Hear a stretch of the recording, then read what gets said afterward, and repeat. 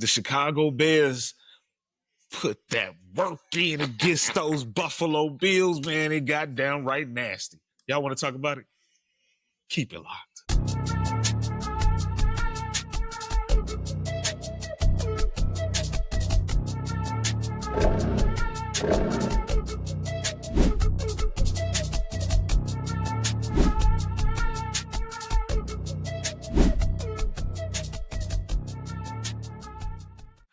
Welcome, everybody. Welcome back to an all-new episode of CHI Go Bears. As always, it's your boy, John Jay. And with me, once again, is my dog, Dee Snow from the Go. What's going on, cuzzo? They see me rolling. They hate it. Hey, they've been talking so much, man. I cannot wait. I'm going to sleep early tonight just so I can wake up.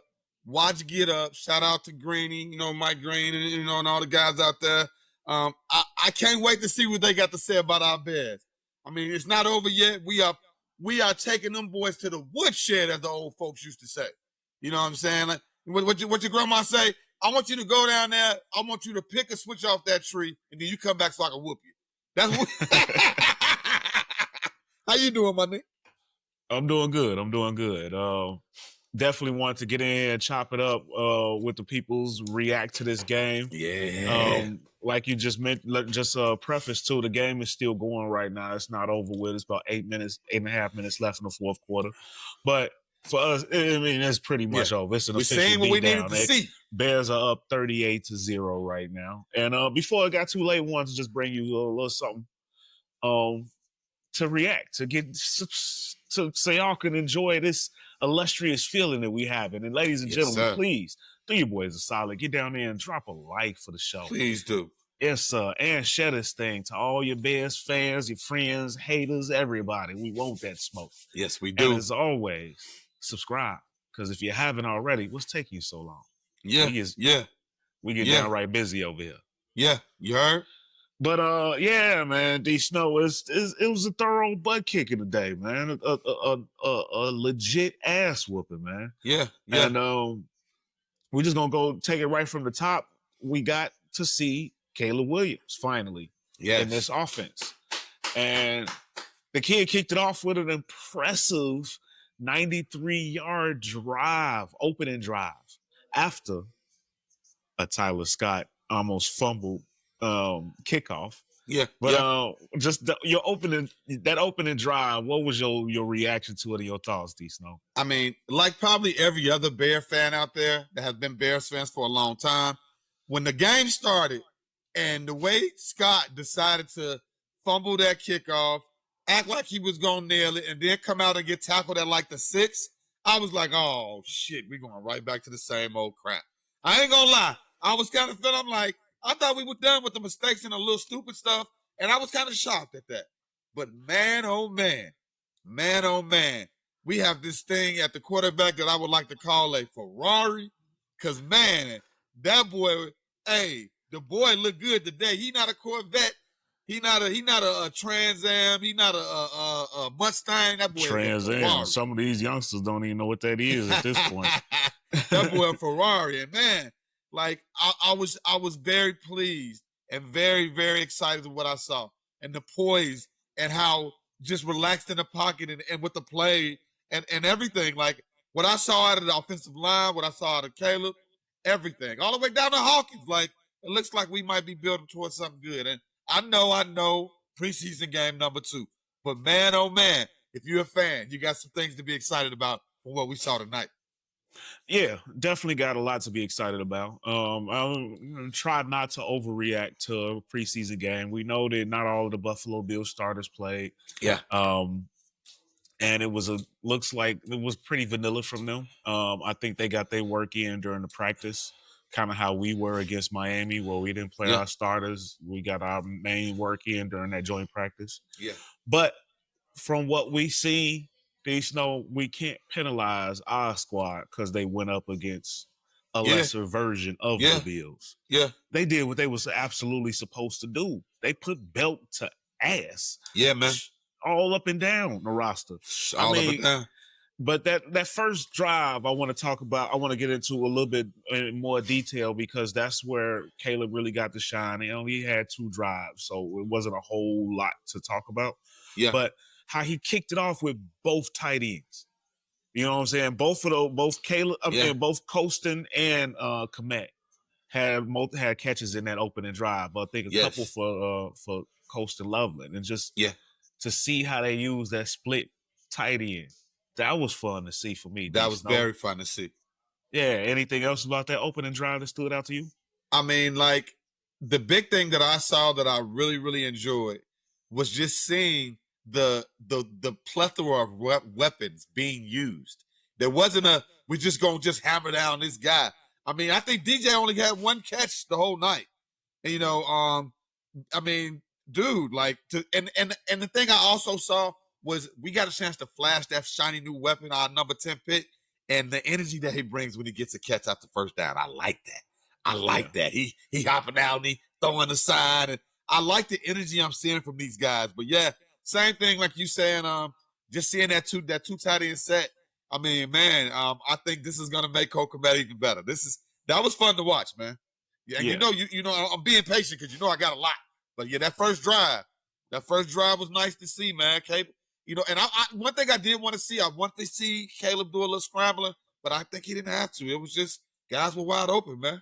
Yeah, and you don't want to see them put it in too risky of a position this early on in the preseason. They did just exactly what we needed them to do, and we saw a lot from him.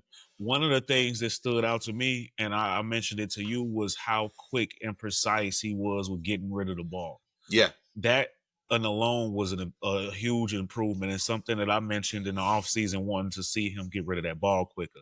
It was quick, 1, 2, 3, snap. Smooth. It was, and you could tell that is something that Ben Johnson has been driving into his brain. Not a lot of not a lot of 5-step back drops too. Like, they was, a lot, and I think that's really good for the offense, that fluidness, because that's what's gonna give us more points. Yeah, absolutely. As well as the running game. Which is part of that fluidness.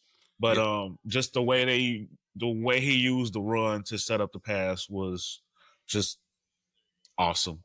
Yeah. And the speed of which they're playing. Like, they are attacking and aggressive on offense just like they are on defense. Yes, sir. And it's impressive to see. But I know you got a lot, so I'll go through this, and if I skip anything or do your thing, anything, baby, you could just jump in. But somebody I want to talk about is Tyler Scott.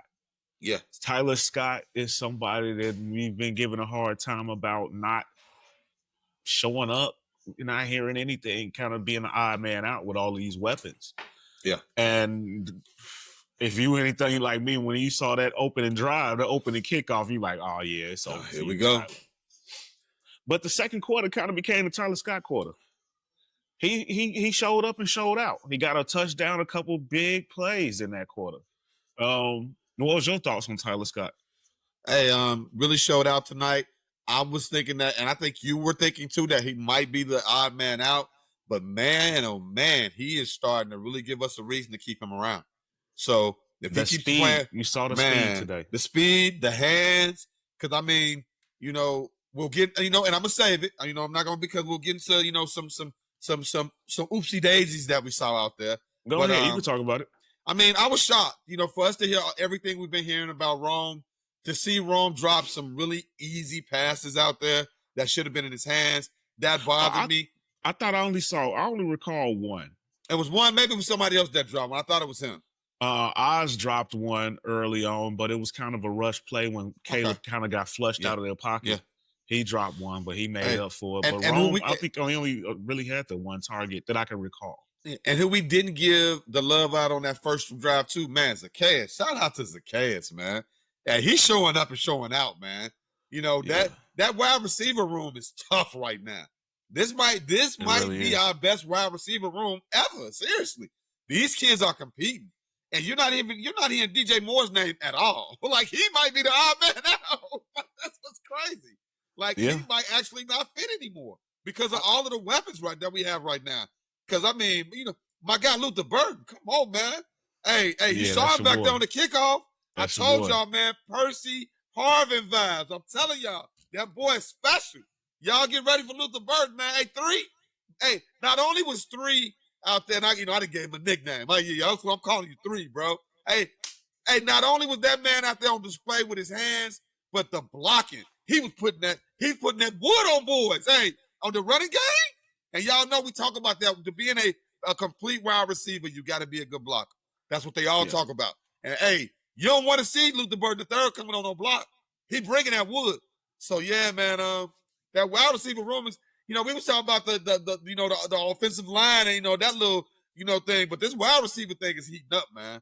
I don't know who's gonna be touching it and who might be the guy that we got to let go. Yeah, that's gonna be the hard part is trying to decipher the last man out, odd man out in this particular game.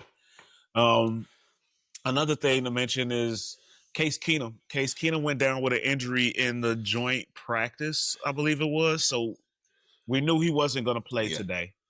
But we saw a lot of Tyson Bagent, which we kind of could expect. Yeah. And he played a lot better today than last week. Oh, yeah. Very few flaws, if at all. 13 for 22, 197. I'll take that on a bad day. Yeah, and he got out and ran that ball. He scooted quite often. No doubt. So we've been seeing a complete. We've seen a complete game today. Like I'm not even gonna lie. 2 minutes left. They're in scoring position again. We in bye formation. Yeah. So it's just a complete working. Like this is something we're normally on the receiving end of. Oh, and let's say this too. It's nice to see that the reports and the things that were coming out of these joint practices from Ben Devine and all those guys, shout out to y'all.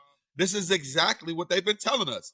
That Caleb was having a good week, that the Bears were handling to the Buffalo Bills, how we were just shining, and that's exactly what we saw tonight. I didn't know if that was going to be a turnover from a few days ago, but that's exactly what we got. That's what you've been rolling to? No, I was just going to correct you as far as the handling. They said it was pretty even, and we started off on fire, and then they caught up, and they actually had won the practice to Bills. Okay. So I want to clear that up. It wasn't a complete handling. But it was definitely glowing recommendations of Caleb and the arrow going up. You 100% correct on that. And you just love to see it. Like I said, 2 drives for him today, but he looked good. We got a chance to see a little bit of everything. And shout out to the St. Augustine kid, Austin Reed. He looked pretty good out there today. Hey, he got a little shine, doing the Hard Knocks thing last year. I know people probably forgot he was on our team. And you can expect for them to be in victory formation right now, but I wish that he got a chance to get in the end zone like everybody else because he had the shortest. He had he only played the 4th quarter, but and they pretty much ran the ball the rest of the way. But for him to drive all the way down, this offense is just, and this for this to be a vanilla game. Like they didn't really call. Our top 2 running backs didn't touch the ball tonight, and we still put up almost 160 yards rushing. Like Dee Snow, the first half at halftime, the Bears had 371 total yards to 40 something. What did Dee Snow say? We gonna average. We're gonna average 30 points a game this year, bro. The Bears are gonna be a different team, man. I know it's just preseason, but the arrow's going up. Yeah, and I was glad that we got the national game. So like you mentioned earlier, everybody going to talk about it. Yes, sir. To lead off. Look at that smile. Look at that smile on Ben Johnson's face. Yeah. It's maniacal. His first official win because it was a tie last week. So that's his first win as a Bear. Shout out to him. Oh, hey, prayers out to the kid that got hurt too. Who was that, man? Well, I was going to get into that later. But, okay. I'm sorry. Yeah. I'm sorry. End of the game made me think about it. But we can talk about Terrell Smith got hurt, but he wasn't the only one. Austin Booker went down late. Hopefully that's nothing too serious. And Dominique Robinson. So both of our backup edge rushers. So man. Okay. And it's It was funny. Well, not funny is the wrong word, but before this, I was thinking to myself that with the recent news of Cincinnati now listening to offers for Trey Hendrickson, I got to thinking that as much as I would love to see it, I don't think that the Bears would do it because they spent so much money on Odangbo. Yeah. And Austin Booker is kind of coming on. Yeah. But it's fluid. Depending on the situation with Booker and Robinson, now you're back to low depth at the position. Yeah, that's true. You might need to make a move now, whereas you were just feeling decent. And I'm a little worried about Odangbo. He got the money, but I haven't heard anything about him in camp. And he didn't show up really at all today. He played, but I didn't notice him. Yeah. So I wonder about that signing. And I thought that maybe they figured they got too much money already locked in the position with Montel's already having a big contract. But with the injuries and Odangbo not really showing anything, I wouldn't be mad at going after Trey Hendrickson right about now, Dee Snow. We need that. You know, I've been down with that move since day one. So, yeah, bring the kid to town. Yeah, absolutely. So definitely don't like to see those injuries. Hopefully those guys are good. Yeah. It looked really bad, though, for Terrell Smith. He had to get the cart. Yeah, he had the towel over his face. That's usually a bad sign. Yeah. So that's a worry. Yeah. And that's a promising young DB. He played really good last year. But we also got some depth in the secondary. Yeah, we do. Jalen Johnson is looking like he's going to be ready for opening week, which means the guy that's been in his position this entire camp, Nashawn Wright, might be the first backup. So he might get a lot of those reps. Don't know what's going on with Kyler Gordon yet. Hopefully he'll be ready. But we'll see. Hopefully this injury bug doesn't bite too bad. Yeah, man. That's really one of the big concerns right now. Speaking of concern, left tackle. The left tackle battle, or I should say the whole offensive line, because there was some shakeups this week. Mm-hmm. We talked about earlier in the week, we talked about how Ozzie Trapillo had took over for Darnell Wright at right tackle, and Theo Benedict had got a lot of run with the ones at left tackle. So to start the game today, Braxton Jones was the left tackle. Darnell Wright was the right tackle. Your normal tackle lineup from last season. Of course, Tooney didn't play today. He had pretty much just a vet day off. The rookie Luke Newman started in place of him. But then the backups were Theo Benedict at left and Ozzie Trapillo at right. So just what was your reaction to that? We've heard so much in this offseason about Ozzie, Braxton, Kieran Amagaji all fighting for that left tackle spot. And today, out of that group, Braxton is the only one that actually played left tackle, and the Canadian Eagle backed him up. It looked good, too. Look good. So, I mean, hey, we've been saying it since the beginning. You got to trust the coaches. They are doing a lot of evaluating, trying to make sure what they have and where they want to put guys. I know you've been kind of on the side of they're worried. I've been kind of on the side of they want to make sure what they have. And, I mean, no matter what, as a whole, passing and running, our offensive line looked stellar tonight. So we got to see, you know, of course, you got to kind of, take this game, crumble it up, throw it in the garbage can and move on because that's how football is. But hopefully this is a sign of things to come because that offensive line looked good running and passing. Yeah, but it wasn't flawless. I mean, it's never going to be flawless. Come on, man. What are you looking for? Well, my job is to talk about what I see. And with that being said, Ozzie didn't look as good with that second unit on the right. I noticed him. Okay. He had a penalty. I don't know. I don't think they gave up the sack, but there was some pressure they got through there. It wasn't a bad performance. I'm not. This isn't here to drag him. This is just here to kind of bring us back to realization. We can't just sit up here and like, oh man, we finna go to town. We finna be 17-0. Offense on fire, defense on fire. 38-0, man.